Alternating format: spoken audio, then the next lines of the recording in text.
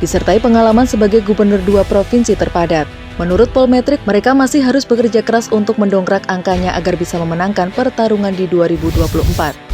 PDIP Jokowi rajai 3 survei, Ganjar potensial, Prabowo berjuang, JK Anies, emang bisa, ditulis oleh Nina Nur dari siwa.com. Hasil survei itu selalu menarik, apalagi kalau surveinya cukup komprehensif, seperti yang dirilis oleh Carta Politika dan SMRC.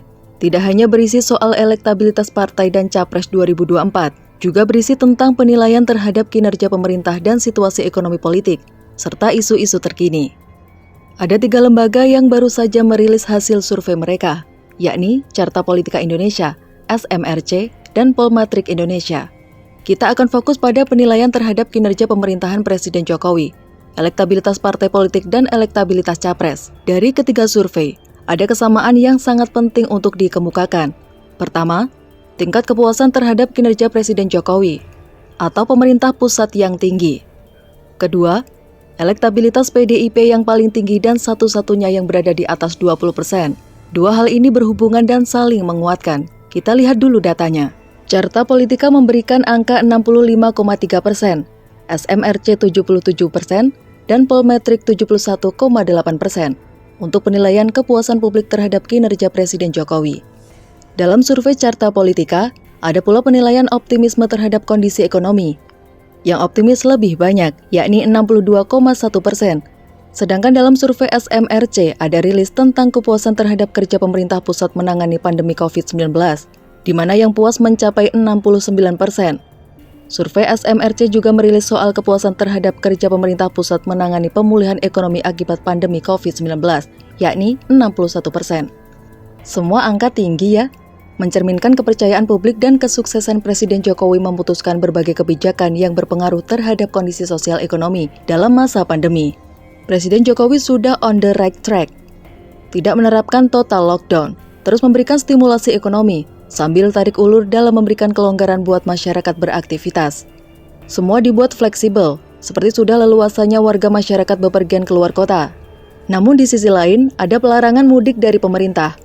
Presiden Jokowi pun sudah mulai belusukan dan berkeliling ke berbagai daerah, meresmikan berbagai proyek. Ini memberi sinyal dan dukungan yang positif untuk meningkatkan optimisme warga masyarakat maupun pasar.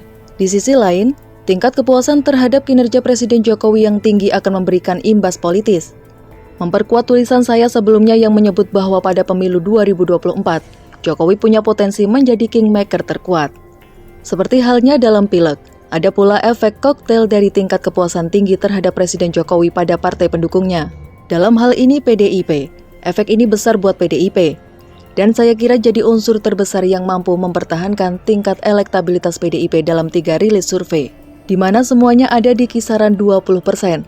Dan tidak ada partai lain yang mampu menyamainya. Dalam survei Carta Politika, PDIP di urutan teratas dengan perolehan 20,7%, dan Gerindra di tempat kedua dengan angka 14,2%. Dalam survei SMRC, PDIP juga nomor 1 dengan angka 24,9%. Berikutnya Golkar dan Gerindra dengan angka sama 11,6%. Sedangkan di survei Polmetrik, PDIP mendapat angka 20,3%. Disusul Gerindra dengan angka 10,5%. Sekarang kita ke bagian Capres. Ada yang menarik dirilis survei SMRC, yakni nama Jokowi berada di urutan pertama dalam top of mind Capres. Top of mind itu artinya apa atau siapa yang paling diingat ketika kita diminta untuk memikirkan suatu topik. Presiden Jokowi di urutan pertama top of mind dengan angka 15,2%, disusul oleh Prabowo 13,4%, Ganjar Pranowo 6,1%, Anies Baswedan 5,4%, dan Sandiaga Uno 3,1%. Carta Politika mengadakan 2 simulasi Capres, 12 nama dan 5 nama.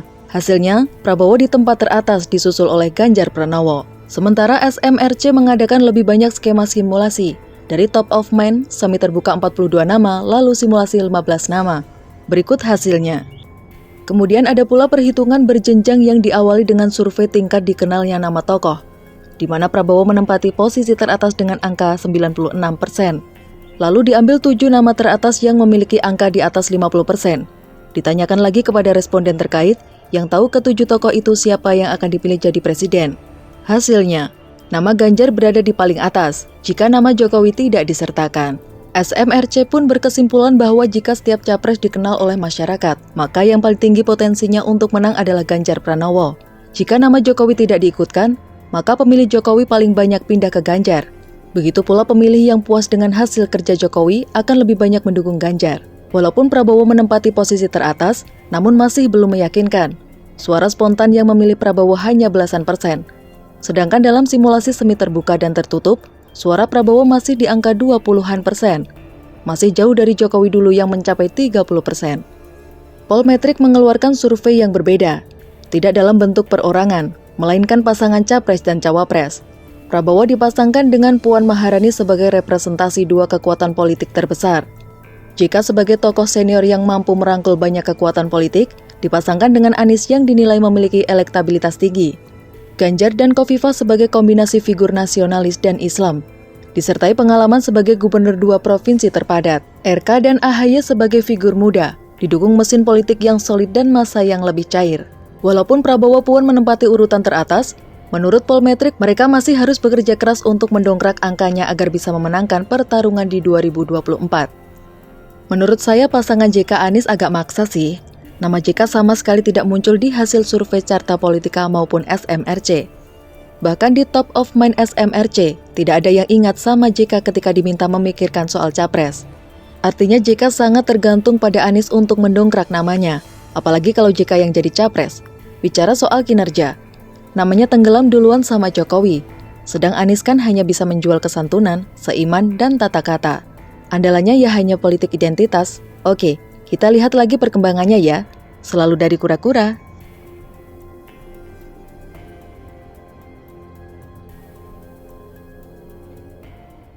Biar dia merasakan kegelisahan karena dilepehin dan sendirian menghadapi hukuman. Orang ini kalau diberi panggung, bakal teriak sampai gendang telinga kita pecah. Rizik bising banget, sidang online salah, tak ada streaming juga salah, maunya apa? Ditulis oleh Sardi dari Zio.com. Rizik kembali menyampaikan protes ke Majelis Hakim PN Jakarta Timur karena tidak ada layanan streaming online saat pembacaan eksepsi. Saya betul-betul merasa sangat dirugikan. Saya lihat ini tindakan diskriminatif dari Pengadilan Negeri Jakarta Timur, dari yang bertanggung jawab di bidang streaming, kata Rizik. Pada saat jaksa menyampaikan dakwaan dari berkas saya, kerumunan di Petamburan, Megamendung, maupun RS Umi, semuanya full ditayangkan sehingga publik se-Indonesia mengetahui dakwaan jaksa. Begitu saya melakukan eksepsi dengan penasihat hukum, tidak satupun ditayangkan streaming dari PN Jakarta Timur, katanya. Itulah merugikan saya, sehingga publik tidak tahu apa pembelaan saya atas kasus saya ini. Saya tidak tahu trouble-nya di mana. Saya sangat menghormati sidang ini. Saya mohon majelis hakim untuk bisa menjaga kehormatan sidang ini. Jangan sampai ada oknum-oknum di luar sana melakukan suatu hal yang bisa mencemarkan atau merusak sidang ini. Saya minta lewat majelis hakim, saya minta untuk dikabulkan agar rekaman eksepsi yang saya bacakan dan dibaca penasihat untuk disiarkan ulang oleh tim streaming PN Jakarta Timur, katanya. Sudah cukup sampai di sini.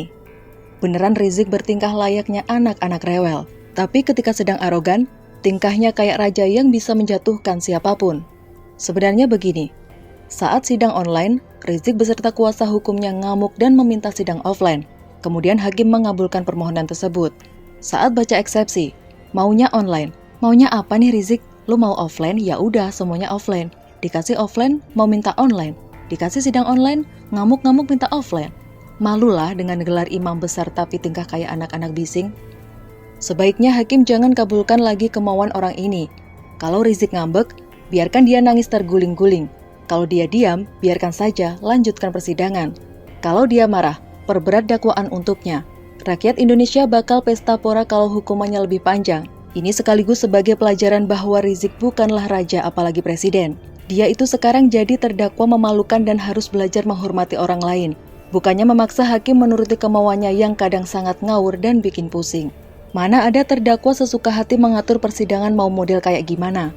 Apalagi nyuruh-nyuruh hakim melakukan ini itu. Diskriminatif. Harusnya Rizik ngaca dan sadar siapa yang sebelumnya lebih diskriminatif. Biar dia rasakan sendiri gimana enaknya diperlakukan seperti itu. Besok-besok dia mungkin bakal minta dia yang jadi hakim, sedangkan hakim yang jadi terdakwa, karena telah berani mengadili imam besar yang didukung jutaan umat.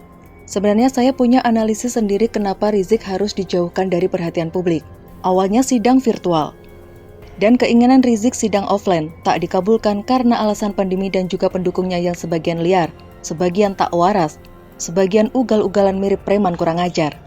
Buktinya memang benar, pendukungnya bikin keributan melulu. Saat pembacaan eksepsi sudah tepat offline tak ditayangkan. Ini sesuai permintaan Rizik yang maunya offline. Kedua, takutnya eksepsi Rizik mengandung narasi-narasi ngawur yang membuat pendukungnya jadi terpancing emosi. Rizik sebenarnya cukup ketakutan kalau menghadapi masalah sendirian. Pengecut ini selalu berani karena di depannya selalu ada pendukung yang dengan begonya bersedia jadi perisai dan bangga diangkat sebagai duta kambing hitam kalau terjadi apa-apa. Lagian untuk apa menayangkan eksepsi? Toh dia media sudah ada eksepsinya.